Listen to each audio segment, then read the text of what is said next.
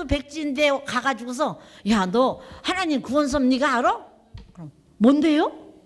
하나 감흥이 없죠. 그러니까 아버님은 어려서부터 그러고 새소리나 그 초등학교 다닐 때도 공부하는 것보다 산으로 들러 산으로 새, 짐승, 곤충 그런 걸 잡아다 짝짓기 하는 거나 뭐 같은 거를 얼라 뱀장어를 입으로 할 때가 초등학교 3, 4학년이에요. 그놈이 미끄러우니까 뱀장어를 물속에 가서 잡으려고 그냥 미끄러가 쏙 빠져나가잖아. 그래갖고 구멍이 있다가 꼬리 이빨로 딱 물어가지고 하니까 못 빠져나가거든. 그래서 머리를 물속에다 들여놓고 이빨로다가 뱀장어를 잡으셨다고 나오잖아요. 그런 근성이 그때는 이미 예수님과 상봉하기 전이에요. 그러니까 그런 삼라만상 피조물을 보면서 아버님은 많은 생각과 고뇌를 했어요. 그러고 왜 전쟁이 있어서 이렇게 핍박하고 서로 죽이고 살고 원래 이것이 하나님이 만든 세계일까? 그 고뇌를 많이 하셨어요. 그때 가정도 부유해서 오고 가는 사람 장사꾼이나 뭐나 아버님 집에서 밥 안 먹고 가는 사람이 없었잖아요. 그렇게 했을 때 고뇌를 하고 계셨지만 16세에 주님을 만날 때는 그런 고뇌와 고민 속에서 너무 기도를 하다 보니까 스파크가 일어난 거예요. 그렇게 스파크 일어나서 예비되었던 세례 요한격, 세례 요한격이 메시아가 된 사람들은 많잖아요. 전도관 박태선 장로, 지금 JMS 이명석이 그런 사람들이 다 그런 고민 속에 계시를 받은 거예요. 근데 제대로 정도로 주님을 증거하고 못 가고는 있지만은, 그래서 아버님이 그런 스파크를 받고 처음 하나님과 약속을 했던 하나님을 회원하겠다. 저 불쌍한 6천년 이상 아들 딸을 창조해놓고 뺏기고 혼자 외롭게 계시는 하나님, 그 부모를 만나면서 저 하나님을 해방해 드려야겠다. 내가 저 부모를, 여러분들 그런 무형의 스파크로 인해서 그 마음이 아버님 평생 90평생이라 하지만 아버님의 93년생은 인류 역사의 수억만 년의 삶과 리꼬르예요.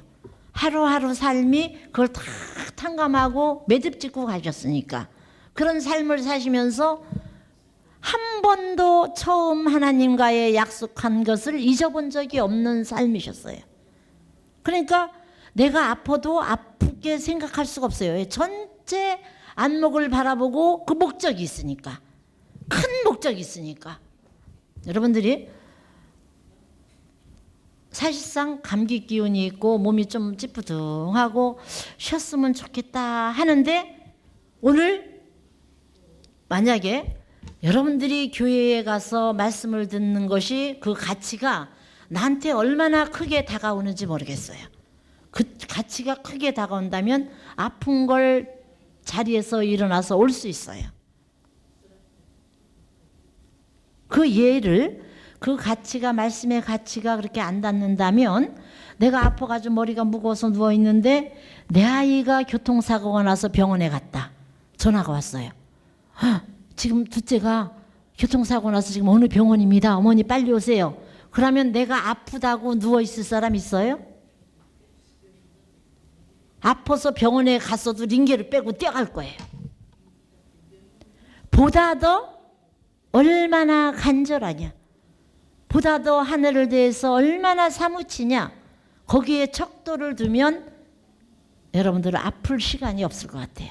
그래서 아버님의 건강법은 보다 더 큰 가치의 목적을 두고 살았기 때문에 내 생활이 어렵고 힘들고 시련이고 감옥을 가서 계시면서도 그게 감옥의 고통이라고 느끼시지 않은 거예요. 이것을 내가 극복을 해야 인류가 해방이 된다. 이런 탕감. 그러니까 여러분들 내 탕감이라고 하지 뭐하지만, 사탄이가 하나님의 아들 딸을 다 데리고 가서 아버님이 고통을 당하고 감옥 생활을 하면 네가 하루에 1년을 살으면 몇 명을 내주마. 계산을 할 수 있어. 계산을 해서 우리 아들 딸을 찾아올 수 있다 생각하니까 하루하루가 힘들지 않으신 거예요.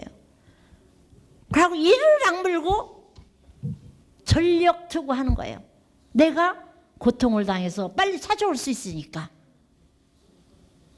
여러분들이 매일매일이 여러분들이 전력 투구해야 되는 이유가 우리 축복가정의 삶은 매일매일이 사탄과의 전쟁이라고 보시면 돼요. 내가 하나님한테 절대적으로 하나 돼 있어도 사탄이가 수시로 와서 건드려요. 그렇게 되나 봐라. 그러고 네 아들 딸을 건드렸을 때 하나 봐라. 그래도 불변하고 나가면은 사탄이가 분별돼 나가는 거예요. 그래 우리가 인생 사면서 사탄 분립 노정이라고 원리는 많이 들었어요. 근데 사탄 분립 노정이라고 원리는 많이 들었는데 살고 나서 보면 사탄이가 좋아하는 것만 하고 있었어. 그러니까 분립이 하나도 안 됐다는 거예요.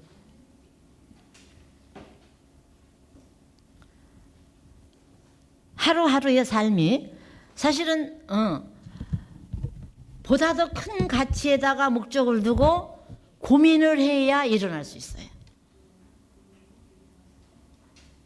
내가 종축적 메시아 선포하고 일요일 맞아서 협회장님이 오셨고 또 월요일 날 초하루 경배식 있었죠. 그리고 3일 날 7, 8절, 7일절 또 상차렸죠. 근데 3일 날 상차리고 상 해체하기 전에 제가 10시 55분 차로 여수에 2박 3일 회의가 있었어요. 조지부장들, 교구 사모들이죠. 연하님 모시고. 그래서 여수에 갔어요. 근데 그때 상황은 여름이기 때문에 지금이 상 차릴 때 토요일 날 저녁에 다 해놓으면 쉬잖아요. 그러니까 이제 여기 사모님들이 다 협조해서 하지만 다 가시고 나도 새벽에 나는 2, 3시에 일어나서 밥을 안 치거나 국을 데피거나 그 상에 놓을 것을 다 데펴놔야 되죠. 그러니까 잠 못 자죠. 그래서 사모님들이 와서 상 차릴 수 있게끔 해놓지만 잠을 못 자고 그걸 다 준비해놔야 돼요. 그러니까 그날 저녁에 2시간도 못 잤죠. 그래서 이제 여수에 갔네. 근데 여러분 같이 의자에 앉아서 아침 6시 훈독해서부터 시작해가지고 저녁 7시까지 점심시간, 아침, 점심, 저녁 식사 시간은 우리는 40분밖에 안 줘요. 그래서 완전 스트레스. 제5유엔 사무국 한국 유치에 대한 강사교육이에요. 세계일보나 언론사나 또 세상 지식인이거나 또 섭리적으로 본 오 교수 강의나 이렇게 가지고 불러가지고 계속 교육을 받는 거예요. 이틀간. 응? 근데 인간적으로 생각하면은 좀 하루 말고 한나절이라도 1시간이라도 푹 잤으면 좋겠다. 그 생각이 간절했어요. 응? 내려가면서도. 근데 사실 2시간 반, 3시간에 걸려서 여수 KTX가 가는데 그때라도 좀 쉬면 좋은데 옆에 앉은 사람이 계속 질문을 하는 거야. 그래 여수에 도착해서 그 기차 안에서 점심을 먹었어야 되는데 그걸 몰랐어요 나는. 그래 점심도 굶고 그래 바로 교육이 들어가. 가자마자 계식이 바로 들어가니까. 그리고 저녁에는 또 촛불 기도회라고 바닷가로 가고 고 있은 날은 뭐 또 여수 리조트로 가고 뭐 그러다 보니까 집에 방에 일찍 들어와 10시 11시에 그럼 뭐 샤워하더라 하고 돌아가면서 한 방에 6명씩 집어넣으니까 샤워하고 뭐하고 자면 새벽 5시면 또 일어나야 되니까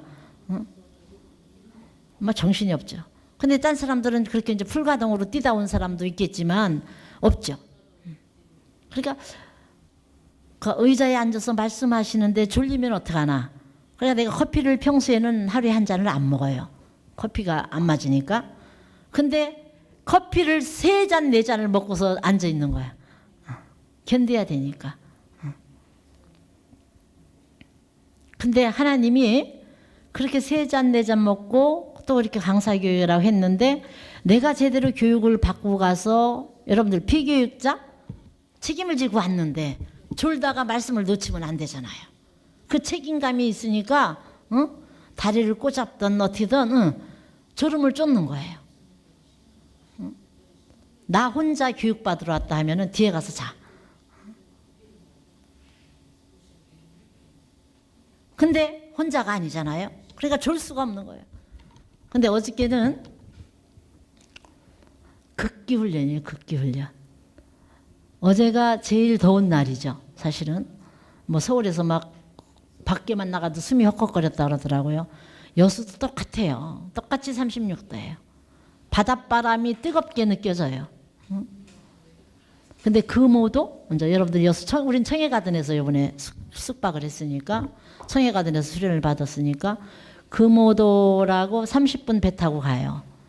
근데 거문도보다 섬이 커요. 그 섬을 한 바퀴는 아니겠죠. 근데 거의 한 바퀴 일주죠. 일주 하는데 4시간 반, 4시간에서 4시간 반이 걸려요. 근데 배가 우리가 이제 처음에 선착장에 내려놓으면 뭐 두포항, 석포항 뭐 해가지고 이렇게 도는 데가 있는데 4시간 이내에 가야 거기서 배를 타고 돌아올 수 있어요. 산을 돌아서. 근데 그 코스로 다 여기다 내려놓고 거기를 돌아서 그쪽에서 만나자 그래. 근데 그까지 4시간 안에 못 가면 배를 못 타요. 근데 아예 여기서 출발을 할 때 거기까지 자신이 없다. 그럼 이쪽 배에서 여기서 그 배가 출발하면 여기서 기다렸다 배 타고 가겠다. 1시간 코스하고 내려와서 있을 수가 있어요. 그런 사람 이제 몇 명 있었죠. 난 도저히 못 걷는다. 근데 이제 못 걷는다 하고 주저앉을 수도 없고, 또 뭐 어차피 이렇게 이제 섬이니까 절벽을 끼고서 돌잖아요. 섬은 절벽이죠, 되게 파도에 의해서 절벽 능선에다가 길을 내놨으니까 한번 가보자. 뭐 또 연하님도 가시는데 아무리 연하님이 젊어도 우리가 나는 성격이 일체가 유심조다. 모든 건 마음 먹기 달렸다. 나는 최선을 다해서 끝까지 하는 데까지 하다가 쓰러지리라. 절대 중간에 포기는 없다. 간다. 근데 이제 중간에 따라가거나 맨 뒤에 따라오면 힘들어요. 여러분들이 등산을 할 때 중간이나 맨 뒤에 오면 힘들어요. 그러니까 나는 맨 앞에 가는 거야. 내 앞에 아무도 없으면 쉬워요. 그게 심리적인지도 모르지만 내가 어려서부터 우리 아버지가 교육을 그렇게 시켰어요. 우리 아버지가 등산을 참 좋아하셨어요. 그래서 초등학교 때부터 중고등학교 이렇게 방학이 되면 우리 6남매 7남매가 컸는데 한 셋 데리고 등산을 가셨어요. 한국 산이란 산은 다 다니고 외국에도 갔는데 그렇게 이제 한라산도 고등학교 1학년 때인가 아버지랑 갔어요. 그럼 4시. 그러면 밑에서 올라갈 때 나한테 최고 많은 짐을 지으세요. 배낭을. 그러고 이제 올라가면서 오빠들한테 언니한테 그 짐을 옮겨요. 그러면 끝까지 올라가는데 나는 하나도 안 힘들어. 처음에 출발할 때 가벼웠던 오빠들은 꼭대기 가면서 쩔쩔매요. 그러니까 나 힘들지 않게 우리 아버지 작전은 처음엔 최고 무거운 걸 나한테 지켜요. 근데 여러분들 배낭 없이 빈몸으로 등산하면 더 힘들어요. 뒤에서 받쳐주는 힘이 있어야 돼요. 그래서 작은 거라도 뒤에서 받쳐주는 힘이 있어야 돼요. 그래서 그걸 미고 가는데 짐이 많으니까 가면서 하나씩 빼면은요 날아갈 것 같잖아요. 무겁게 가다가 하나씩 짐을 빼봐요. 그래 가면서 몇 미터 가면은 오빠한테로 넘기고 언니한테 넘기고 그러니까 나는 끝까지 힘들다 생각을 안 하고 갔어요. 그렇게 훈련을 받아놔서 그 덕분에 산행을 지금 요새는 안 해서 그렇지만 훈련을 좀 받으면 산행은 잘해요. 어려서부터 훈련이 됐으니까. 근데 이번에는 오래간만에 갔는데 1시간 코스는 다 같이 그냥 돌았죠. 1시간 코스는 뭐 평범하니까. 그러고 이제 거기서 이제 또 3시간을 돌아야 되니까 2시간 코스까지는 다들 헐떡거리면서 갔어요. 근데 이제 이렇게 조금 올라가다 평지같이 산 능선을 도는 거니까 그냥 돌았어요. 2시간까지는. 근데 햇빛이 아무리 산이라도 나무가 큰들 얼마나 크겠어요. 섬인데. 그러니까 이제 양산을 들고 모자 쓴 사람은 뭐 모자도 썼지만 그래도 뜨겁잖아요. 그래 양산을 들고 갔어 나는. 양산을 들고 가다가 햇빛 나무가 그늘이지면 양산을 접고 그래서 이제 2시간 돌았을 때는 괜찮았는데 마지막 1시간 남은 저 불악을 나타나고 불악을 지나서 또 능선을 돌아가야 우리가 배 탈 곳이래요. 그러니까 1시간 반 이상 가야 될 거라고 그러더라고요. 그 불악민들이, 섬 사람들이. 근데 너무 내가 이번에 그 금오도를 가면서 우리 대한민국이 선택받은 나라긴 하지만 해양, 바다까지 그렇게 선택받은지 몰랐어요. 내가 호주, 뉴질랜드나 남미 바다도 가봤잖아요. 하와이나. 그런데 바다, 호주 같은 데는 코발트색이잖아요. 너무 강이 그 불빛이 빛이 아름다워서 거기 뛰어들고 싶을 정도로 아름다워요, 바다가. 호주나 뉴질랜드가. 근데 그 금오도에 그냥 우리가 걸어가는 옆에 바다들이 완전 코발트빛이에요. 그렇게 아름다울 수가 없어요. 그러고 하나도 오염이 안 돼서 그렇게 깨끗할 수가 없는 거야. 야, 그러니까 잘못 이렇게 언덕에서 위에 꼭대기에서 이렇게 불빛 바닷빛을 내려보다가 취하면은 떨어지겠더라고. 그래서 내가 뒤에 오는 사람들한테 여기 가까이 쓰지 마세요. 거기 빛이 하늘빛인 줄 착각하고 뛰어듭니다. 그러고 내가 지나갔어. 그렇게 아름답더라고요. 근데 오염이 안 돼서 야, 하나님이 그런 모습을 보라고 이 삼북더위에 훈련을 시키시나. 그러고 자연들이 새들도 그렇고 그 물빛이 저는 바다는 안 좋아해요, 솔직히. 왜? 클 때 바다랑 안 커봤거든. 산에서 커서 산이 좋아요. 산에 가면은 생각할 것도 많고 산에 가면 생각이 잘 나. 근데 바다에 가면은 아무 생각도 안 나. 그러고 이거 왜 바다에 낚시를 하나? 이게 뭔 재미가 있나? 그러니까 어려서 환경이 굉장히 중요한 거예요.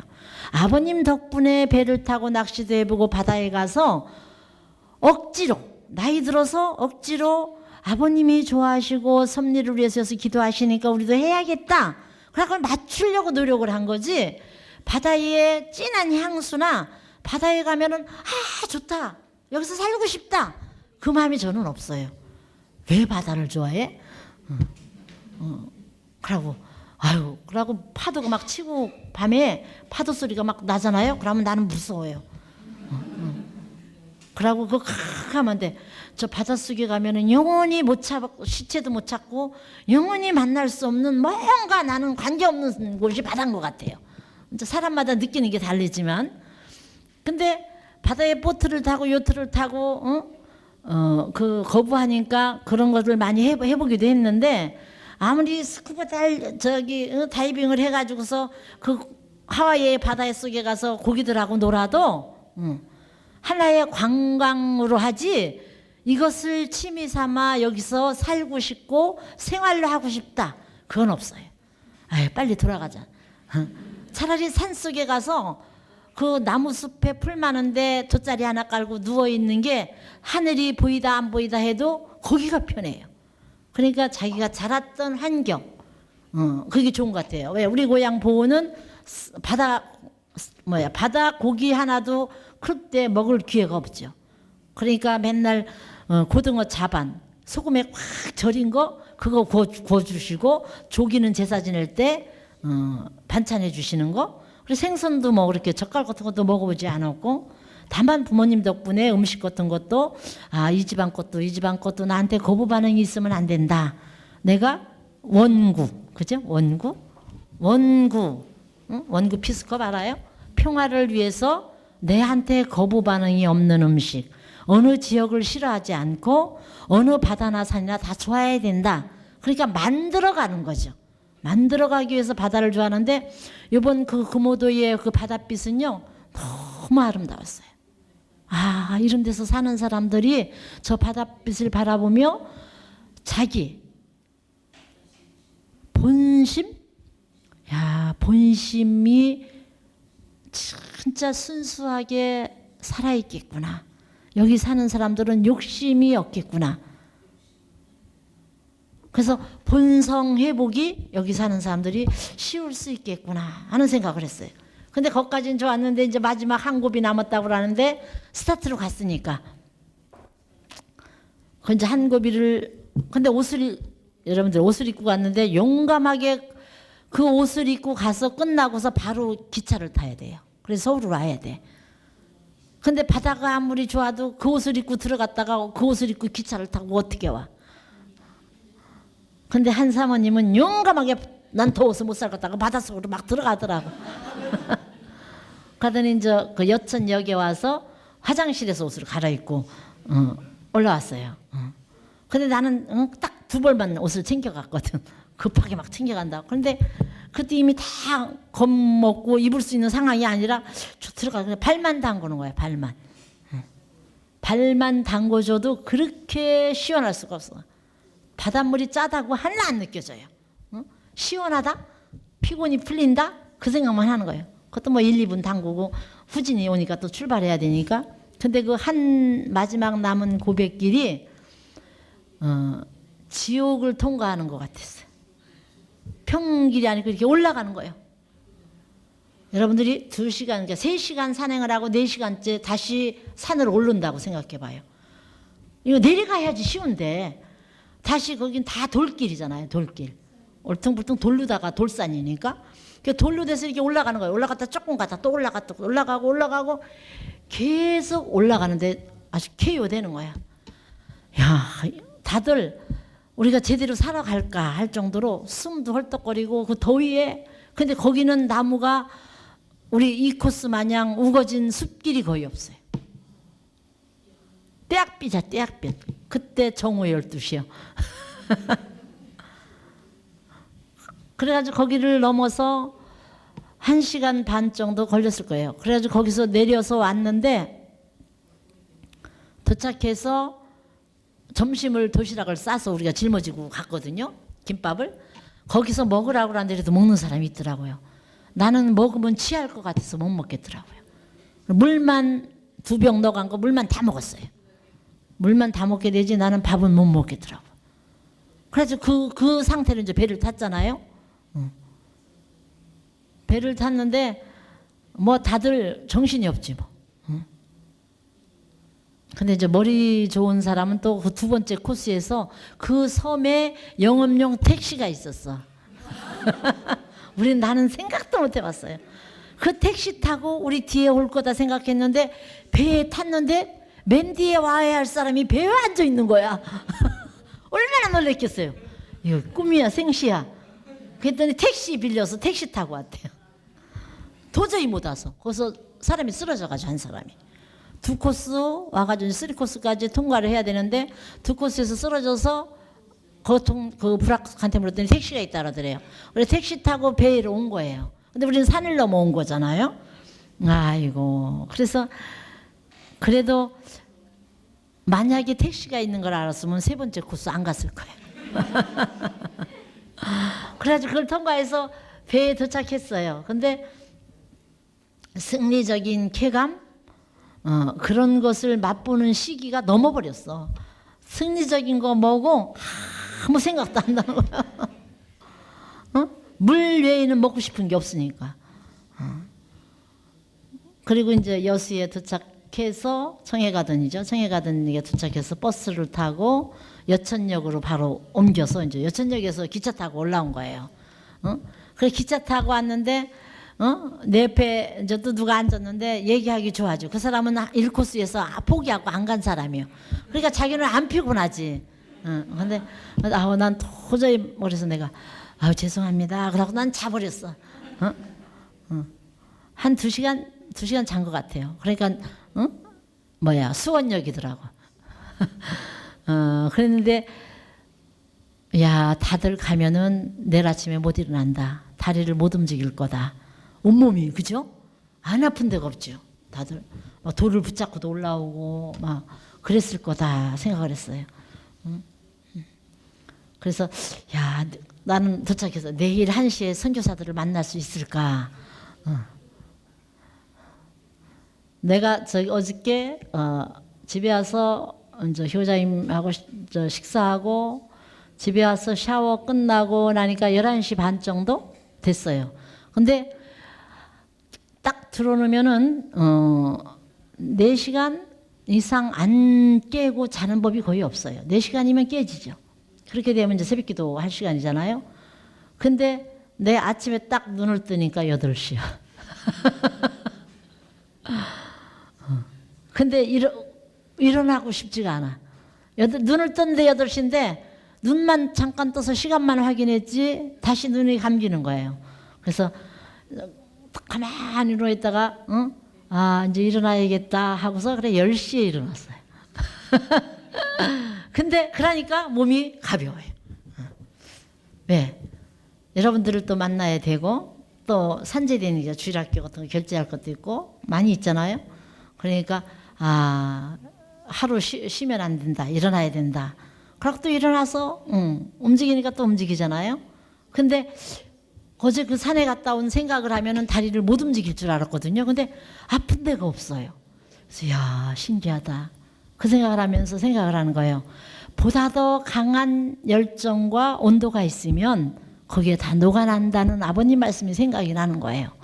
야 그럼 우리가 어떻게 하면 축복가정은 아버님은 43도라고 그랬는데 뭐 43도 평균 견딜 수 있는 사랑도 못 해봤지만 아버님 120도 사랑인데 살면서 60도 정도의 사랑만 하고 60도는 아버님 말씀이 하면 너네들은 50도 사랑만 하고 가도 성공이라 그렇게 생각을 하실 것 같아요. 그런 사랑의 경지. 그건 꼭 부부사랑만이 아니고 어떤 것에 대한 열정, 그 사랑의 강도가 그렇게 강하게 움직여줄 수 있을까? 그러면은요 피곤하다 힘들다 그렇게 앉아있을 수 있는 모든 것이 다 승리로 나타나는 거예요. 그러니까 여러분들 가정생활에서 뭐 경제적으로 힘들고 애들도 힘들고 뭐 해서 집에서 사는 것이 소망이 없다. 그러고 우울증에 빠져 있는 사람들 온도는 30도도 안 된다고 보시면 돼요. 여러분들 체온 온도 36도만 넘어가도요 머물러 있진 않아요. 36도는 움직이거든요. 동적이거든요. 근데 36.5도 이하로 떨어지면요 자꾸 침체돼서 안 움직여요. 그래서 우리가 이게 더위 날씨가 왔다 해서 여러분들 사역자 방에 볼 때마다 이 뜨거운 데 나가서 산부 스피치 하잖아요. 그 열정적으로 하잖아요. 그 더위에 부채 나눠주고 뭐 자서전 나눠주고 말씀하시던 분들 만약에 38도 40도의 온도에서 그런 활동을 했을 때 내 온도를 그 이상 상승시켜 놓는 계기가 되는 거예요. 여러분들이 그렇게 열정적으로 붕괴 때 강현실 순회사님 간증을 들었죠. 그분이 지금 90 몇 세? 5세. 95세잖아요. 그분이 치아나 피부나 너무 좋으세요. 그렇게 열정으로 사실 수 있었던 내용. 젊어서 아버님이 옷도 누가 2벌 갖다 줬는데 1벌 갖다 감추고 돈도 누가 가져왔는데 차비만 주고 돌아올 차비도 안 주고 전도 임재 나갈 차비하고 옷 1벌 하고 주고 내쫓았다고 그러시잖아요. 분명히 강전도사 그리고 전도 갈 때 가서 입어 하고 다른 분이 옷을 가져왔는데 가려고 옷을 보면 1벌밖에 없는 거야. 돈도 분명히 가져오는 걸 아는데. 그럼 아버님이 돌아올 차비가 아니고 갈 차비하고 옷도 1벌밖에 안 주셨다잖아요. 그러고 전도 나가라고. 그래 아버님한테 얘기한 거 아니에요? 아버님 옷 누가 저 가서 갈아입고 하라고 2벌 줬고 돈도 이렇게 줬는데 아버님 그 돈하고 옷은 어떻게 써요? 그러니까 나는 받은 바 없다고. 아버님은 하나님 자리예요. 네 몫은 그거라고. 그러니까 돌아올 차비가 없으니까 어떻게든지 가서 거기서 견뎌야 되잖아요.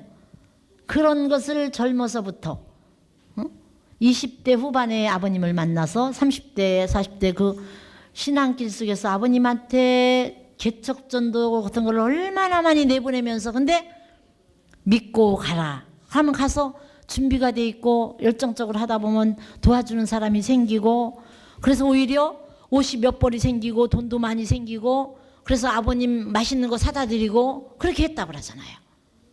그러니까 그런 믿음으로 계속 훈련을 시켰기 때문에 하나님이 필요해서 내 생명을 거두어 나가는 데까지 나는 아버님을 증거하리라. 내 일생에 아버님을 증거하다가 마치고 싶다. 그 열정이기 때문에 95세인데도 오시는 거예요. 말씀이, 아버님 말씀을 하려면 그렇게 힘이 나신대요.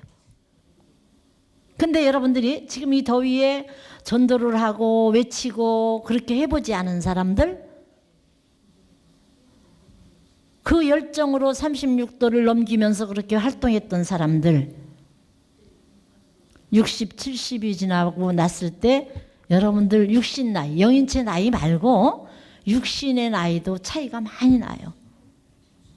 그렇게 전도 활동하지 않고 아버님 앞에 자기 새 생활도 즐겨가면서 한다 뭐 이렇게 트집을 잡았던 사람들 다 영계 갔대요. 근데 갈 때 그렇게 감사하게 가기보다 힘들게 간 사람들 많고 자식이나 뭐가 속썩이는 게 많았고, 근데 그렇게 열정적으로 가식들도 고아원에 맡기고 뭐 살았다 했는데 그분들은 다 영화롭게 가요. 영인체의 나이를 우리가 보이지 않으니까 그것을 계산하지 않아도 육신적으로 생각해도 건강하게 살아져요. 이거 더워서 나는 못해. 그래서 35도 이상 안 나와봤어. 내 체온 이상 36도 이상 안 나와봤던 사람들, 그 사람들은 만약에 40도나 뭐나 적응이 안 되잖아요. 그러니까 자꾸 다운되는 거예요. 여러분들이 계속 전도 활동을 하는 사람이 신앙이 다운되거나 육신이 좀 약해졌다, 그럴 때 보충해주는 하나님의 사랑의 강도가 달라요. 그거는 하나님의 사랑의 강도의 사랑의 맛을 보고 느낀 자만이 알지, 그걸 어떻게 표현을 해주겠어요? 본인이 느꼈으니까 나가서 활동하는 거예요. 그 제사는 내가 실천하지 않고 오는 게 아니에요. 영원히 사탄도 하늘도 뺏어갈 수 없는 재산. 그래서 아버님 말씀에 지옥 밑창을 통과하라. 그래야 하늘을 만난다. 뜻길에 그게 나오는 거예요. 가장 더운 날씨에 활동을 해봤던, 옛날에 그 몇 도에도 활동했는데 뭐 이거에 못해? 봄, 가을 서늘할 때 이제 전도 활동은 한국말로 얘기하면 식은 죽 먹기지. 쉽게 하는데 그 더위에 안 나왔던 사람들은 뭐래요? 아이고 이렇게 서늘하다 그래도 활동하려면 더워. 한계점을 못 넘어가는 거예요. 한계점. 우리의 육신의 한계점을 36.5도라고 그러는데 아버님은 축복 가정은 43도의 사랑이라고 그러셨어요. 그러면 참부모님의 사랑의 온도, 참가정의 부모님의 사랑의 온도는 120도라고 그랬어요. 감히 그 120도가 어떤 온도인지 상상도 안 돼요. 우리는 통과가 안 되는 곳이 없는 거예요. 근데 우리가 통과가 안 되는 곳이 없게끔 어디서 훈련을 하겠어요? 육신 쓰고 있을 때, 어떤 동기가 마련됐을 때, 여러분들이 그런 사무침과 열정과 그 애틋함이 살아있을 때 하늘의 응답을 받고 축복을 받는 거예요. 축복은 아무 생각이 없었는데 갑자기 축복이 나한테 오는 게 아니잖아요. 아버님이 그만큼 고민을 하고 고뇌를 했기 때문에 하나님이, 예수님이 부탁을 할 수 있었던 거예요. 네가 고민한 것이 이거고. 그러면 아버님이 계속 물은 거 아니에요? 왜 그렇습니까? 그럼 사탄이 있으니까 대답을 못하니까 이겁니까? 이겁니까? 찾아다가. 그래서 사탄이도 손을 들고 떠나니까 하늘이 물부터 축복한 거 아니에요. 그래, 그런 축복권 내에 우리가 부모님을 닮아서 전 축복 가정에 그렇게 들어가 살아야 되거든요. 원하는 대로 다 이루어질 수 있게끔. 부부 사랑도 자녀들 사랑도 경제적인 환경도 내가 생각도 안 하는데 자꾸 넓혀져 가는 거야. 작년보다 올해 경제활동이 자꾸 많은 전도활동을 하고 열심히 원리적으로 사역자 공부하면서 사는 것뿐인데 환경이 넓혀져 가요. 하나님이 함께 하시는 가정들이에요. 근데 자꾸 힘들어져. 아직도 사탄이가 우리 집에 와서 함께 동거하고 있다고 보시면 돼요. 자꾸 못 가게 하는 거예요. 집에 안 좋은 일이 자꾸 생겨. 지옥 밑창을 통과하려면은요, 오늘 아침에 내 친구가 카톡을 보내왔어요. 동영상을. 더위를 날리는 방법 그러고 보내왔어요. 근데 예쁜 미스 코리아가 미소를 짓고 서 있는 거야. 동영상에. 그래서 터치하세요 그랬어. 그래서 이렇게 보니까 너무 예쁜 아가씨가 있어요. 이게 무슨 더위를 날려? 그러고서 이제 이렇게 탁 터치를 했어요. 그랬더니 조금 있더니 막 귀신이 들면서 앙 그러는 거야. 그 예쁜 미스 코리아가 귀신을 들면서 앙 하는 동영상을 보냈어요. 우리 향은을 보여줬더니 엄마 징그러워 그러더니. 근데 그 모습이 진짜 예쁜 미스 코리아의 모습인데 더위를 날리라고 보내온 동영상이 그거예요. 그럼 우리 삶에 있어서 어떻게 사탄과 하늘이 나를 주관할 것이냐, 우리 가정에 동고동락할 것이냐. 지금은 천일국 시대예요. 아버님 성화 12일, 14일, 이제 13일 남았나요? 19일이 13일 아닌가? 19일이니까 15일 남았나요? 오늘이 13일? 6일이에요? 아, 내가 다음 주 생각했네. 6일이니까 뭐 13일 19일이 성화 4주기잖아요. 사모님 항상 얘기했지만 성화 3주기까지는 아버님 보호권이에요. 4주기는 이제 우리 인간 자녀 책임 시대예요. 그래서 여러분들이 아버님 성화 3주기를 보내고 계속 사역자 공부를 하면서 원리를 외치면서 전도 활동에 동참할 수 있고, 그거는 세상 사람을 전도한다는 게 첫째 목적이 아니에요. 항상 사모님 얘기하잖아요. 왜 전도를 내보내느냐? 첫째는 나를 전도하기 위해서예요. 너를 전도하기 위해서가 아니에요. 나를 살아있는 사람 만들기 위해서예요. 내가 살아있으면 번식은 벌어져요. 내가 어떤 환경과 시대가 장소가 바뀌어도 변하지 않는 하늘이 함께하는 나로, 원리인으로 원리를 내가 전우편 다 외칠 수 있고 아버님을 증거할 수 있고, 그렇게 돼 있으면요 번식은 벌어져요. 강효실 선생님 말씀하시죠. 파고다 공원 가서 열심히 외치다 보니까 듣는 사람도 없어요 하고 아버님한테 보고했다고 그러잖아요. 그러니까 영인이 몇 사람이 듣는데 없는다고 했다고 혼났다고 그러잖아요. 근데 어느 날 보니까 믿음의 아들을 자기가 원치도 않았는데 쓰겠다고 찾아온 사람이 수백 명이었다고 그래요. 어느 날 처음에 외칠 때는 한 사람도 없는 것 같았는데, 여러분들이 곳곳에서 사실 축복 가정들이 다 살아있어서 서울 저녁에 외친다고 보세요. 그것을 내 말이 아니고 원리를. 전도활동 한다고 저는 거기에 3분 스피치 사역자로 안 나가지만 열심히 전도하고 있어요. 이렇게 말하는 사람도 있어요. 아버님은 천일국의 주인, 천일국의 주인의 모태, 천일국의 주인이 된 사람은 어떤 사람이냐? 1번이 원리인이에요. 하나님과 가까이 내 몸, 마음과 우리 가정과 아들, 딸과 하나님이 임재하고 하나님을 증거할 수 있게끔 하나 된 가정이 천일국의 주인 가정이에요. 천일국의 주인 가정의 중심축이 원리예요.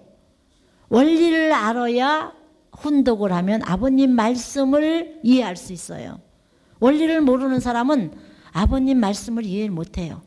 그리고 원리를 알지 못하면은 전도하러 가서 궁극에는 처음에는 그냥 환경 얘기하다가 비원리적인지 원리적인지도 모르고 중언부언 얘기하다 와요. 그렇게 해서 전도된 사람은 영원성이 없어요. 원리로 심어주지 않은 사람은요, 어느 날 왔는데 간다는 소리도 없이 없어졌어. 한마디를 하더라도 원리를 전해놔야 그것이 씨앗이 됐으면 싹이 5년 만에 트는 사람, 10년 만에 트는 사람. 강현실 수레사님이 처음에 파고다공원에서 외칠 때는요, 듣는 사람이 없었다고 그랬어요. 근데 300명 이상 이편서 쓰러 왔어요. 왜? 아버님 말씀이 살아있는 말씀이기 때문에 그 한 말씀, 많은 말씀이 아니라 한 말씀이 지나가는 사람의 가슴에 딱 떨어졌어. 살아있는 씨는 때가 되면 싹을 틔우고 가지가 나서 열매를 맺어요. 그래서 우리가 원리를 거리에서 외치지만 아무도 안 듣는 것 같은데 영인들이 듣다 우리 후손이 저 한마디라도 들었으면 붙잡아줘서 별거 아닌데 한 말씀에 탁 꽂히는 사람이 있어요. 그게 뭐예요? 그 말씀이 계속 집에 가도 생각이 나는 거야. 근데 생각이 나게끔 심어져 있어. 근데 그게 싹이 올라와야 찾아오는 거예요. 뭐 여러분들은 오늘 원리 들으러 갑시다. 그래가지고 그 이튿날 바로 싹이 터서 나왔는 줄 알아요? 몇 년간 고민한 사람도 있어요. 그 섬에 그 산속에도 거모도에도 가는데 대나무가 커가지고 이렇게 숲을 이겨줘서 대나무 숲이 있더라고요. 너무 감사하더라고요. 근데 나는 뭐 대나무에 대해서 잘 몰랐지만 그 한 분이 설명을 하더라고요. 대나무는 여러분들 대나무 그 키가 몇 년을 두고 큰다 그래요? 네? 대나무는요 그 죽순이라고, 대나무 순 처음 올라오는 걸 죽순이라고 그러거든요. 죽순이 올라오기 전에 뿌리가 땅 끝으로 5년 이상 뿌리를 먼저 내린대요. 안 올라오고. 씨를 심었다면 그것이 뿌리를 5년 이상 막 튼튼하게 뻗어서 내리는 거예요. 뻗어서. 그러고 죽순이 올라왔다. 하루에 커버린대요. 자기 키가. 하루에 커버리고 굵어지는 거예요. 시간이 갈수록. 크는 건 하루에 커버린대요. 1시간에 30cm씩? 그렇게 큰데. 내가 놀래버렸어요. 여러분들이 말씀에 전했을 때 씨앗이 내려서 그렇게 뿌리를 뻗쳐서 준비하고 있다 올라오는 거예요. 갑자기 전도되는 게 아니에요. 우리 축복가정들이 전국의 2만 가정이 원리를 외치고 있었다면 우리 통일교회 판도가 바뀌었을 거예요. 아버님은 우리 원리 말씀을 먹을 수 있게끔 환경 창조를 다 해주셨어요. 근데 이번에 종족점 메시하면서 많이 얘기했어요. UPF, 평화대사, 남북통일운동, 국민연합, 국제승공연합, 산수원, 산악회 뭐 해가지고 조직 해가지고 체육관에 모여 해가지고 대회를 너무 많이 하셔가지고 그 사람들이 대회에 한 번도 참석 안 한 사람이 없어요. 아버님 육신 모습을 보고 뭔 데인지는 몰라요. 천안에서 했고 뭐 일산에서 했고 대전 체육관에서 했고 청주 체육관에서 했고 그래서 저도 참석했었어요. 이렇게 말을 해요. 왜 갔는지는 몰라. 그렇지만 아버님의 살아있는 말씀에 씨앗이 있기 때문에 나하고 스파크가 일어나는 거예요. 그래 가서 말씀을 전하면서 이렇게 참가정 이상을 이루어서 이 보은 지역부터 진짜 복받는 땅. 어떤 것이 복받는 땅이냐? 돈이 많아서 복받는 땅이 아닙니다. 가정 질서가 서서 윤리적으로 부부만 사랑하고 바람 피우지 않고 아들, 딸이 절대 복종해서 효자, 효녀가 많이 태어나면 복받는 땅 아닙니까? 그러니까 다 그런 참가정 이상의 그런 축복식에 동참하셔서 그대로 살아가 주셔야 되는 거 아니냐고 그들이 다 하겠다고 그런 거예요. 그런 일이라면 우리가 먼저 앞장서서 해야 되지 않느냐고. 아버님이 이미 기반을 다 닦아 놓으셨어요. 우리는 부모님을 닮아 원리 공부를 해서 여러분들이 다 교회마다 각 지부장들마다 각 지역에 뭐 홈그룹을 해서 전도 활동을 합니다. 뭐를 해서 합니다. 다 보고 받아요. 가서 보면은. 방법이 나쁘다는 건 아니지만 거기에 생명력인 원리가 빠져 있어요. 나는 참 안타까워요. 뭐 무슨 평화학교다, 뭐 문화학교다, 막 이런 걸 한다는 거예요. 새로 전도된 사람 앞에 3분 스피치 먼저 주는 거예요. 이걸 한번 공부해 보세요. 요거 3분이면 끝나는데. 말씀을 던져줄 시기예요, 지금은. 뭐 그냥 단계적으로 평화학교네 문학교네 해가지고서 노래부터 가르치고 그게 아니에요. 말씀을 던져주면은요, 그 말씀을 받고 왜? 심령이 지능이 발전이 돼서 천일국 시대가 됐기 때문에 사람들 양심의 본심의 소리를 유발하는 거는 원리밖에 없어요. 원리를 들어야 맞다가 나오지. 가서 뭐 댄스 추고 뭐 놀고 재밌는 힐링 한다고 박수치고 노래했다고 그래서 그건 나머지지 않아요. 그때는 좋은 것 같아. 근데 집에 들어가면 또 허전해. 왜? 온 인류 73억이 지금은 참부모를 모셔야 하는 때예요. 천일국 시대이기 때문에. 그래서 참부모를 모시지 못한 사람은 계속 허전해. 허전해서 자살률도 높고 이혼율도 높고 결혼 안 하는 사람이 우리나라도 그렇지만 세계적으로 애기 낳지 않고 결혼하지 않겠다는 독신자들이 많이 늘어나고 있어요. 참부모를 모르니까 그런 일이 일어나는 거거든요. 근본이 원리화 인류가 돼야 되는 거예요.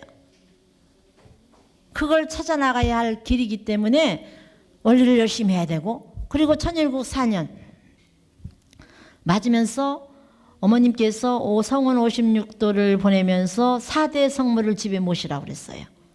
거기에 성념, 성초, 성주, 성토까지 있어요. 그 흙을 가지고 여러분들 언젠가 집을 짓거나 내가 영원히 참부모님을 모시고 사는 집으로 이 성토를 묻고 살 수 있는 집을 그리고, 집은 성별을 하고 성초를 도착하면 한번 밝혀서 집을 밝히고, 그래서 4대 성물을 이제는 실체적으로 여러분들 가정에 모시는 때로 어머님이 축복하신 거예요. 근데 아버님 말씀에 보면은 4대 성물을 집에 참부모를 중심하고 모시고 사는 때가 온다고 말씀이 돼 있어요. 근데 그걸 어머님이 56도를 성원 56도에 기념을 하시면서 줬잖아요. 거기에 특별헌금을 그냥 외상으로 받은 사람은요, 조상들이나 여러분들 후손들 앞에 면목이 없어요. 그래서 13만 원 헌금을 하라고 한 거예요, 가정당. 근데 축복 가정의 증표잖아요.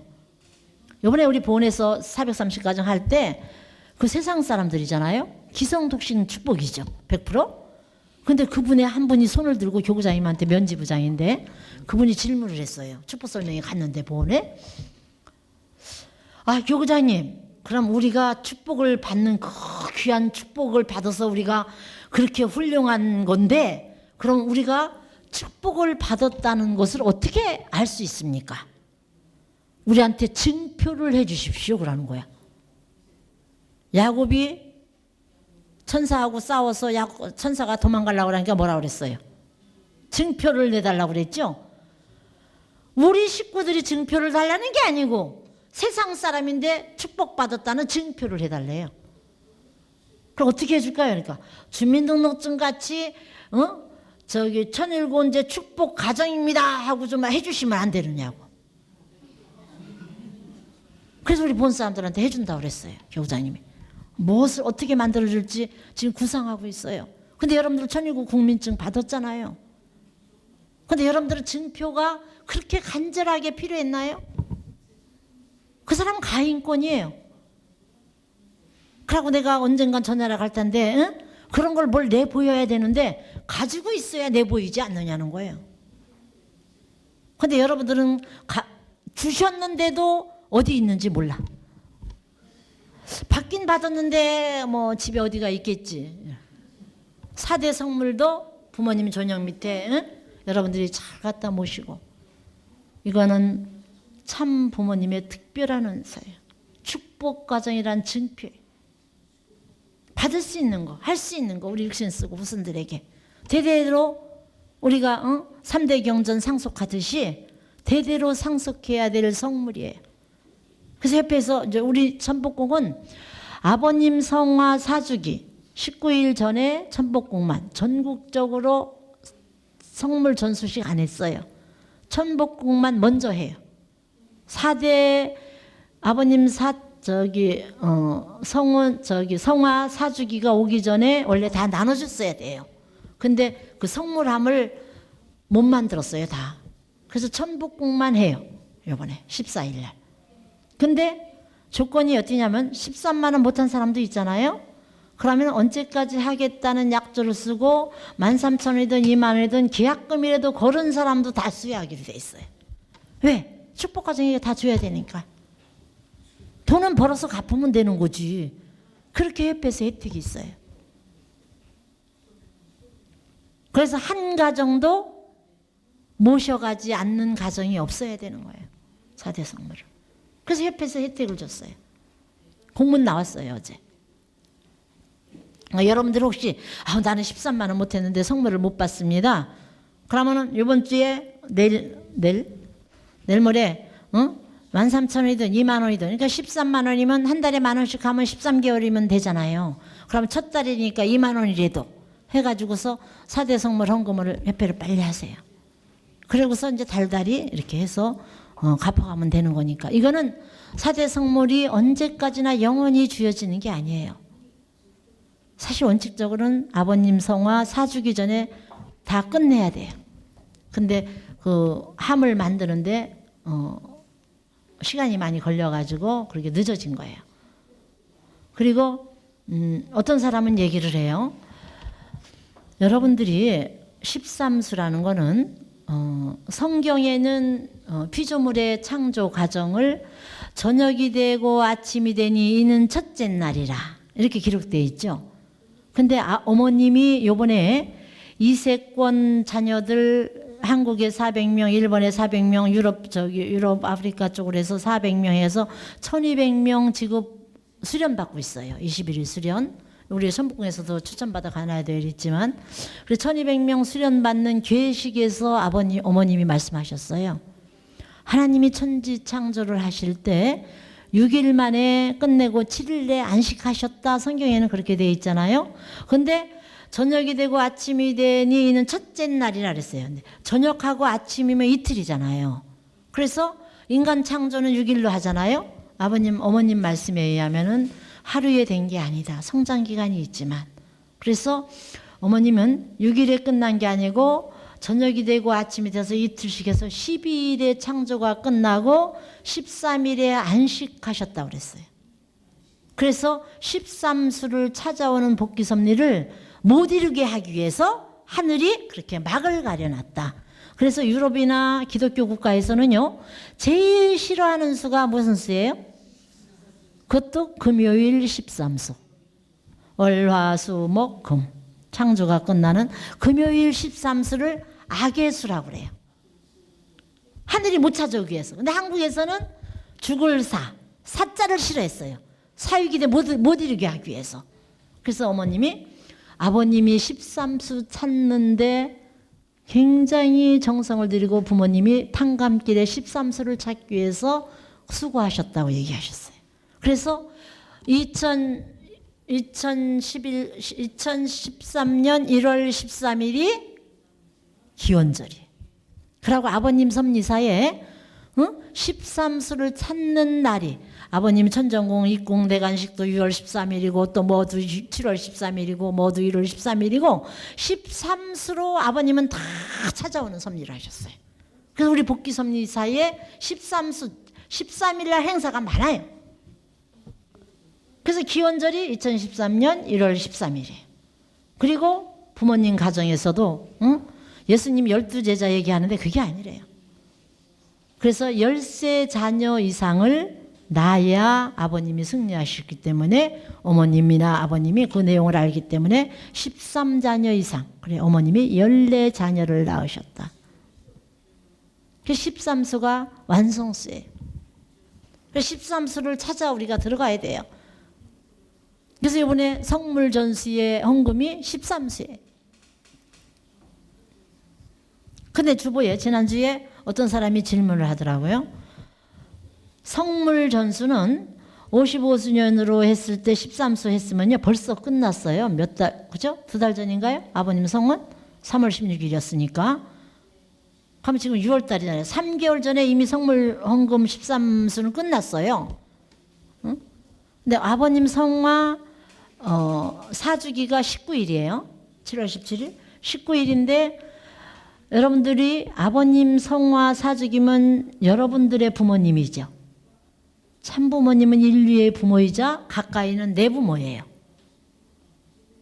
그럼 원칙적으로 하면 내 부모 성화식, 죽음은 없지만 제삿날인데 기념일이요. 그죠? 그걸 영원히 후손들에게 가르쳐 주려면 여러분 집에서 제사상을 차리고 경배식을 하고 모셔야 되는 게 맞죠.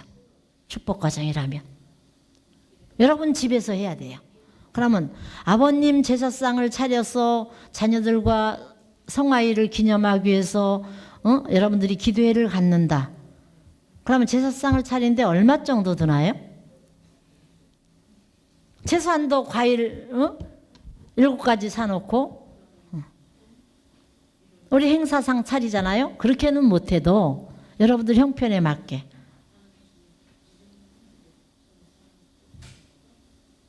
기도해보고. 근데 아직까지는 가정에서 차리라는 말씀이 안 계세요, 어머님이. 그래서 함께 아마 청평에서 하지 않나. 우리 함께 하는데 가정당 헌금이 21만 원? 21만 원 떨어졌어요. 근데 어떤 사람은 무슨 헌금을 이렇게 하느냐. 근데 그거는 본인이 기도해보면 알아요. 나는 내가 아버님 제사상을 집에서 차린다 생각을 하니까 21만 원 가지고 못하겠어요. 다 새벽에 나가서 정성 들인 거 과일 같은 거 사고 생선도 사고 뭐 고기 사고 해가지고 부모님 진지하고 해서 제사상 차리려고 하니까 21만 원 가지고 준비가 안 될 것 같아요. 그래서 함께 해주신다니까 우리 정성을 같이 합쳐서 함께 봉헌하는 거잖아요. 그러니까 너무 감사하더라고요. 그래 내 애들 보고 그랬어요. 협회에서 함께 안 한다 하더라도 우리 가정에서 딴 3일 후에 교구장님이 아버지 제사예요. 그것도 축복가정이고 장로님이었잖아요. 축복가정이죠. 그 제사 준비해야 되잖아요. 내가 미처 못 가고 이제 막내가 제사 지내지만 일본 언니죠. 일본 언니가 제사 준비하는데 해마다 저는 50만 원씩 보내요. 미처 내가 못 내려가도. 근데 제사 준비 전에 50만 원 보내고 내려가면은 수고했다고 또 용돈이라도 주고 오게 되죠. 100만 원 이하로다가 드릴 수가 없어요. 제사를 하나 모시는데도 100만 원을 가져야 돼요. 그런데 21만 원으로 함께 합동으로 해서 해주신다. 너를 보지 말고 나만 생각하세요. 어떤 사람은 그래요. 오늘 축복가정이 다 몇 명인데 그 사람들이 자식된 자식이 돼서 다 한다고 보장을 해요? 나같이 아이고 뭐 나 안 한다고 해서 이런 사람이 또 얼마나 많겠어요. 자녀가 다 자녀가 아니에요. 축복 받는 사람이 받는 거예요. 그래서 나는 그 기준으로 대하라 그렇게 교육을 해요. 우리 집에서 모셔야 될 걸 함께 하니까 힘이 덜고 전체 앞에 더 크게 차릴 수 있고 나타날 수 있구나. 요 7, 8절, 7, 1절 이번에도 상 차렸지만 해마다 그 행사상 차리는 거 몇백만 원 들어가요. 그건 이제 그 높이 고이니까 그렇지만 내가 시장을 봐보면 뒤에 그 반찬 준비하는 돈만 50만 원 정도 들어가요. 여러분들 뭐 전 부치고 와서 하지만 그런 거 준비해오는 준비물 사는데 한 50만 원 들어가더라고. 그럼 앞에 과일값은 그 상 차리는 것도 그래요. 천정공상은 뭐 부모님 거는 더 높죠. 우리 천복공은 좀 낮고 지방교회는 더 낮지만 거기 다 예법이 있어요. 그 높이가 다 정해져 있지 내가 하고 싶은 대로 하는 거 아니에요. 그리고 여러분들이 그 예법이 종갓집하고 차남집하고 달라요. 천정궁은 그게 1m 20cm면 우리는 70cm. 그리고 우리 전도 우리는 7가지만 붙여요. 천정궁에는 9가지, 12가지. 보통 12가지 붙인다고 보면 되죠. 나물도 우리는 5가지, 오색나물만 해요. 천정궁은 7색나물을 해요. 그게 차이가 있는 거죠. 그러니까 그런 예법을 여러분들이 아셔야 돼요. 그래서 우리 천복궁은 종갓집이잖아요. 천정궁은 최고 왕이 계시는 집이지만, 그래서 여러분들 상차림도 유심히 한번 와서 보세요. 그러면 전복을 한다. 그래서 전복도 11개, 12개 안 해요. 11개 숫자로 하죠. 생선 9마리 하죠.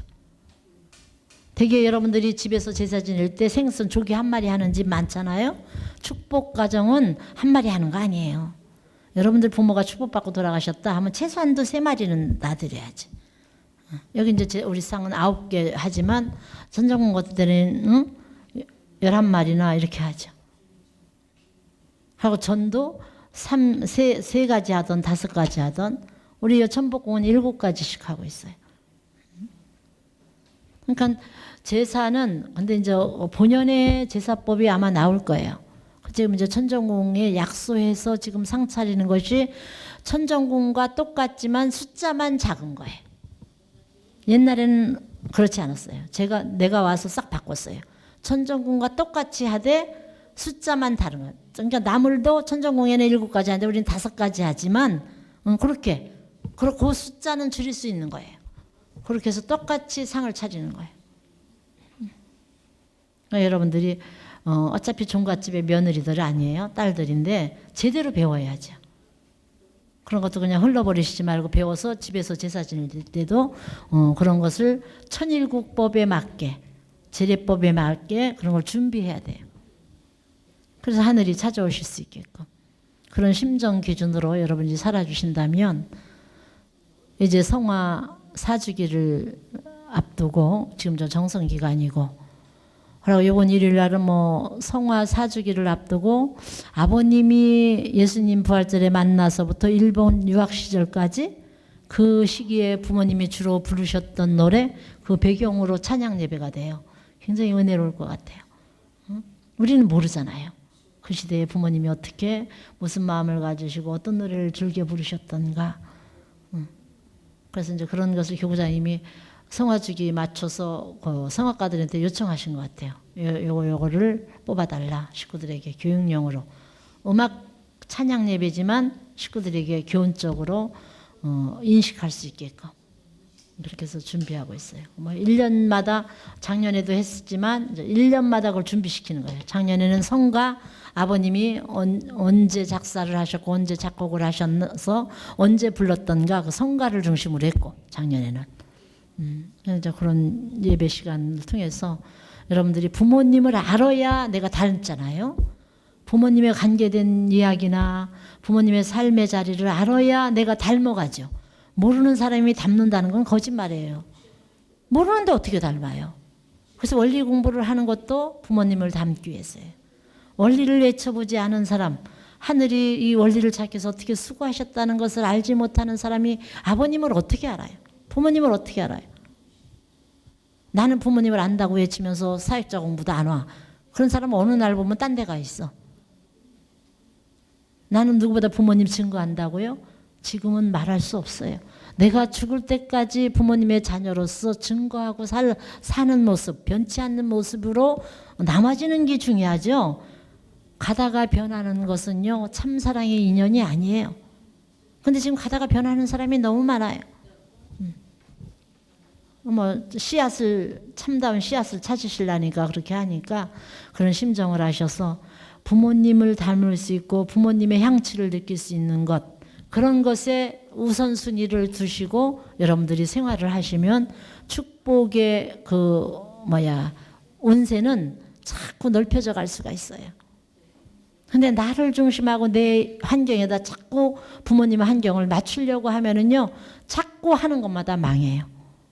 지금은 어려워도 부모님한테 초점을 맞추고 그 환경으로 내가 넓혀가겠다. 거기다 기준을 맞추겠다. 그렇게 해야 하늘이 축복이 오는 거예요.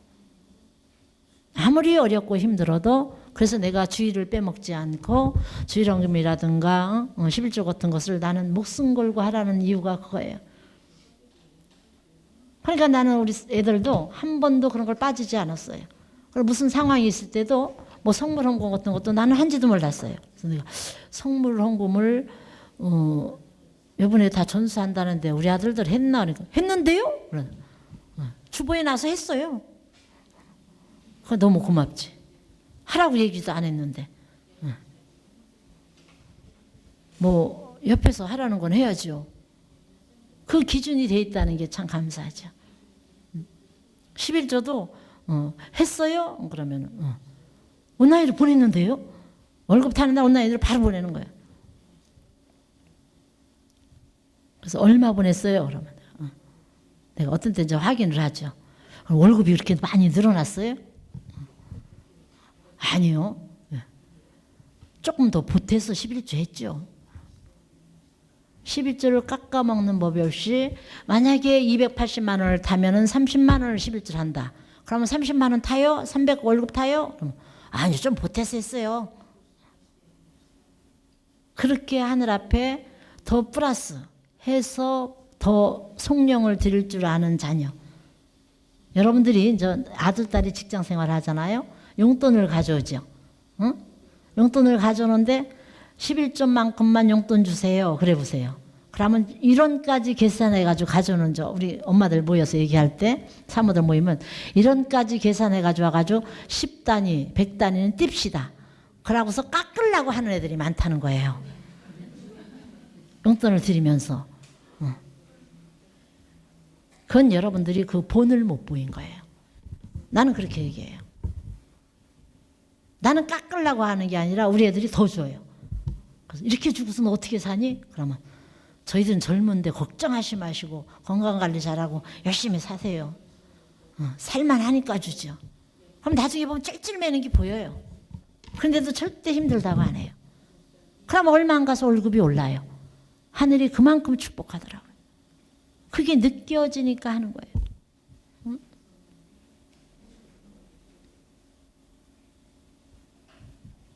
내가 계산하면요, 영계의 사탄과 하늘은 계산법이 더 빨라요. 하늘보다 사탄이 계산법이 더 빨라요. 내가 계산했는데 계산한 것만큼 받으라고 그러지. 내가 계산을 안 해야 사탄이가 떠나요. 그래, 계산 없이 하는 것 같지만 하늘이 물부터 축복하는 거예요.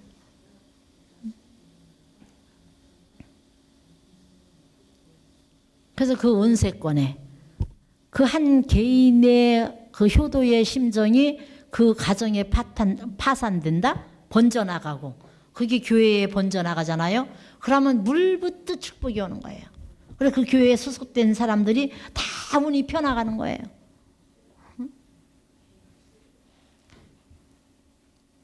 그래서 부모가 중요한 거예요. 부모가 중심이 제대로 서 있으면 자식들은요, 적당히 사는 것 같은데 그 축복이 번져나가요. 그래서 태어나서 제일 먼저 축복받는 게 부모 축복이에요. 내가 선택할 자격은 없지만 부모 축복을 받고 태어난 사람이 복 아니에요? 근데 우리 축복 가정들은 참부모를 모시고 만났다는 축복, 이 이상 축복이 없어요. 그런데 얼굴이 왜 그늘이죠? 나는 참부모를 모시고 있다는 생각만 해도 어떤 어려움과 힘든 거 있어도요, 다 극복할 수 있어요. 조금 생활이 어렵고 조금 아이들이 속썩여도 부모님을 모시고 살다 보니까 부모님이 알아서 무엇을 성장시켜서 때가 되면 정리해 주시겠지. 아버님 어떤 뜻이 계신지 모르지만 제가 부모님을 기쁘게 하기 위해서 열심히 살겠습니다. 그러면 다 정리가 되는 거예요. 그런 심정의 기준에 흔들림이 없이 여러분들이 변치 않고 어떻게 하면 부모님을 더 많이 알고 더 많이 닮을까, 그것만 고민하고 사시면 이번에 성화 사주기 지나면은요, 2020이 가까울수록 물붓듯 아벨권 축복이 와요. 여러분들이 받고 싶어서 받는 게 아니에요. 가인권이 막 갖다 줘. 나는 그 신뢰가 고향에 94년도에 160가정을 했죠. 94년 5년도 160가정을 할 때 우리 고향에서 했어요. 거기도 하고 여기 영등포서도 했지만 그때 100% 내가 투자했어요. 그래서 160가정 했었잖아요. 이번에도 투자지만 적은 가치지만 마음이 기뻤던 것이 축복받으러 오면서요. 그 사람들이 떡을 한 박스 하고 대추, 보온에 대추가 있는 거예요. 대추즙이 굉장히 남자도 건강. 그걸 5박스를 다려가지고 왔어요. 우리가 축복받으러 가는데 어떻게 빈손으로 가느냐고. 그 회장단에서 그걸 다려가지고 왔어요. 여러분들 축복받으러 가는데 부모님 앞에 예물 가지고 가서 축복받은 사람. 부모님 어떻게 저가 어떻게 감히 축복을 그냥 받을 수 있습니까? 부모님 양복 한 벌이라도 해드리고 축복 받았어요? 아니면 양말 한 컬이라도 사드리고 축복 받았어요?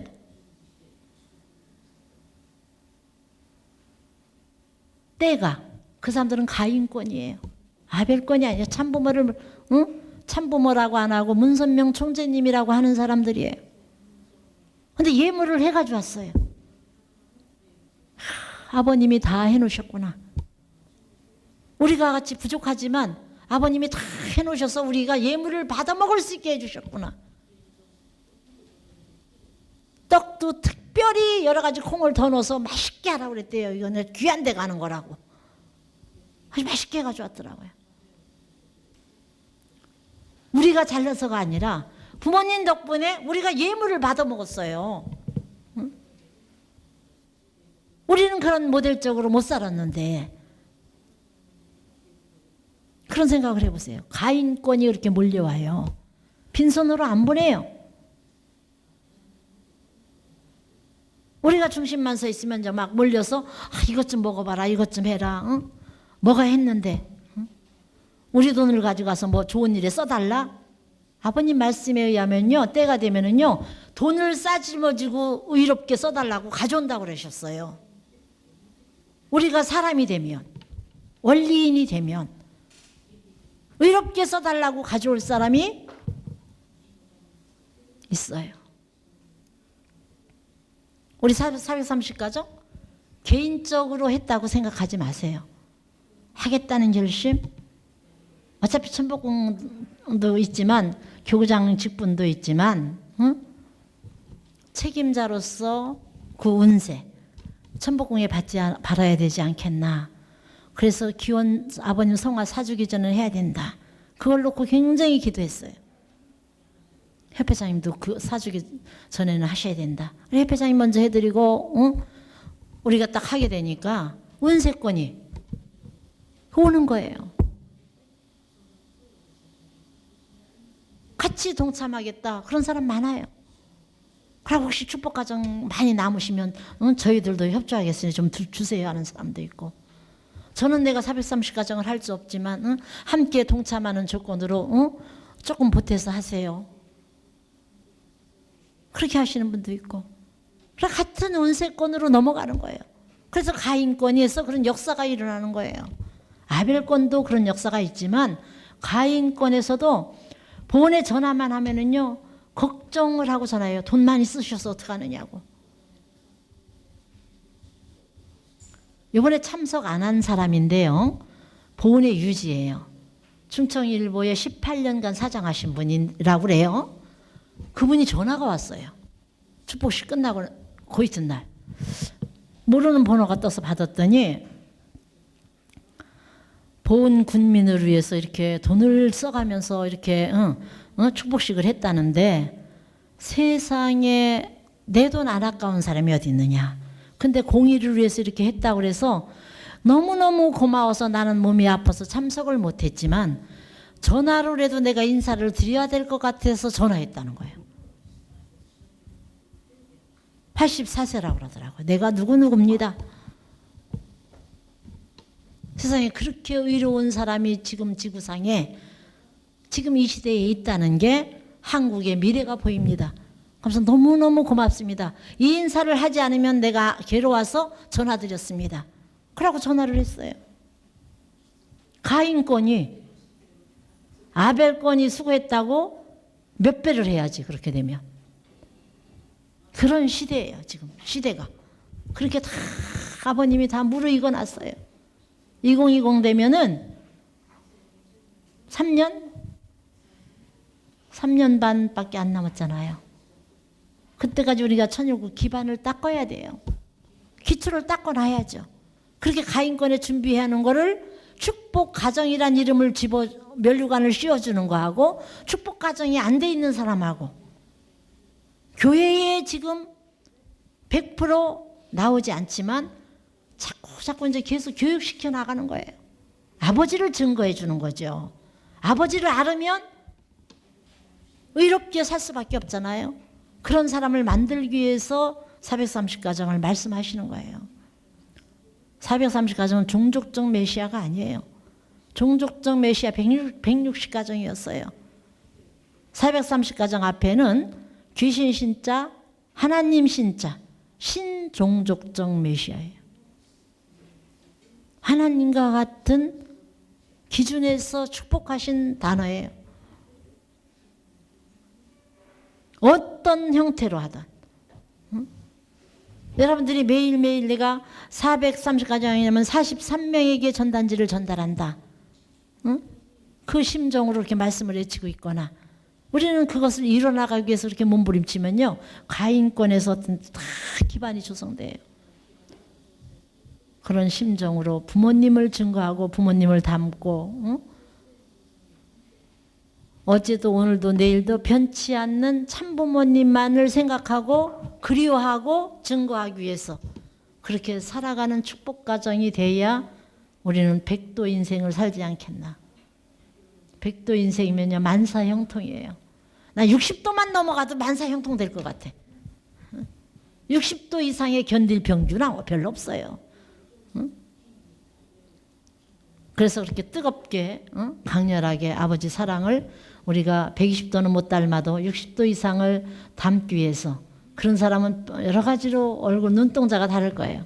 그런 생명력을 가진 모습으로 우리가 승리하는 그런 기준을 가지고 정성 들이면서 사시는 여러분들 되시기 바라겠습니다. 보고하겠습니다. 고맙고 감사하신 하늘 부모님, 존귀하신 천지인 참부모님, 부모님의 사랑이 하늘과 땅 우주에 꽉 차 있거늘 저희들이 그 사랑에 접붙임이 되지 못해 그 사랑의 열도를 어디다 누구에게 심어주실까 고심하고 계시는 참 부모님의 사랑, 그것을 저희들이 전수받아 온 인류에게 접목시켜 줌으로 말미암아 부모님이 기쁨과 환희에 차서 기쁘도다 기쁘도다 할 수 있는 그 한자리에 저희들이 모셔 드려야 되는 숙명적인 삶의 인연으로 이 한자리에 소명받아 있습니다.